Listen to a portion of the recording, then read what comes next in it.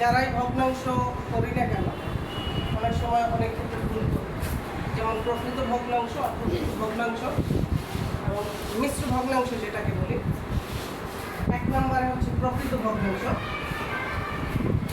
প্রকৃত। 2 নম্বর হচ্ছে অপ্রকৃত,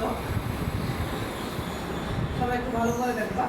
3 নম্বর হচ্ছে মিশ্র, যদিও এই মিশ্র ভগ্নাংশগুলো কিন্তু অপ্রকৃত ভগ্নাংশ। আচ্ছা, প্রকৃত ভগ্নাংশটা কি আমি একটা জায়গায় যদি বলি তাহলে তোমরা সেটা খুবই সংক্ষেপে বুঝতে পারবে।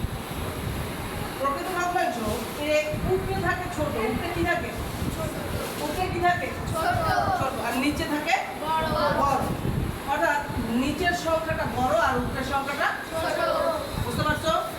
রাহিম, কোনো সমস্যা আছে?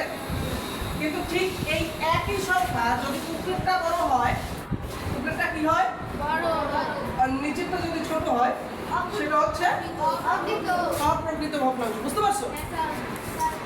এখন এই মিশ্র ভগ্নাংশটা কেমন? যেহেতু উপরের সংখ্যাটা বড়, উপরের সংখ্যাটা কি বড়, এই উপরের সংখ্যাটাকে নিচের সংখ্যাটা দিয়ে ভাগ করার পরে যে সমস্ত আকারে মান বের হয়, অর্থাৎ 2 3-এর মধ্যে কয়বার যায়? তাহলে 2 অক্ষে নিচে থাকে কত? এখন সেই নিচের সংখ্যাটা এর পাশে নিচে নিয়ে আসবে এবং এই এক উপরে। ওকে, তাহলে এই যে এক সমস্ত 2 এর 1, এটাই হচ্ছে মূলত মিশ্র ভগ্নাংশ। এটা কি ভগ্নাংশ?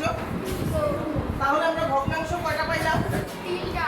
একটা প্রকৃত ভগ্নাংশ, একটা অপ্রকৃত ভগ্নাংশ, আর একটা মিশ্র ভগ্নাংশ। বুঝতে পারছি? একটা কথা বলতে পারি, অপ্রকৃত ভগ্নাংশই কিন্তু মিশ্র ভগ্নাংশ। অপ্রকৃত ভগ্নাংশই কি? বুঝতে পারছি আমরা? যে পাশ থেকে পারছি? এখন এই প্রকৃত ভগ্নাংশ অপ্রকৃত ভগ্নাংশ এর মধ্যে একটা আছে, মানে সমহর বিশিষ্ট ভগ্নাংশ। এখন সমহর বিশিষ্ট কি? আমরা জানি দুধের হর থাকে কোথায়? স্বর যেটাকে বলি আমরা, দুধের স্বর আছে না? তোমরা জানো? গরুর দুধ তো খাও না অনেকেই, তাই না? কি কি খাইছো গরুর দুধ? দেখি, গরুর দুধ যখন গরম দেয়, গরম দেওয়ার পরে ওইটার উপরে একটা প্রলেপ পড়ে পলিথিনের মতো, দেখছো? এবং ওইটাকে তোমাদের ভাষায় কি বলে? স্বর। স্বর বলে না? কিন্তু আমাদের এই অঞ্চলের দিকে একটু হরও বলে। কি বলে? হর। দুধের হর। তো দুধের হর পরে কোথায়? উপরে। কোথায় পড়ে? উপরে। কিন্তু এই অঙ্কের হর কোথায় থাকে? এই 3কে হর বলে। কি বলে? আর উপরের সংখ্যাটাকে বলা হয় লব। উপরের সংখ্যাটাকে কি বলা হয়? লব। তাহলে হর আর লব কি আমরা বুঝতে পারছি? নিচেরটা হচ্ছে হর, নিচেরটা কি আর উপরেরটা লব। এটা ঠিক আছে তো? কোনো ঝামেলা আছে? নাই। এখন যে ভগ্নাংশের 2টা যদি থাকে, 2/3, এটা যোগ করে ধরো 1/3। এখন এই হর 2টা কি সমান না?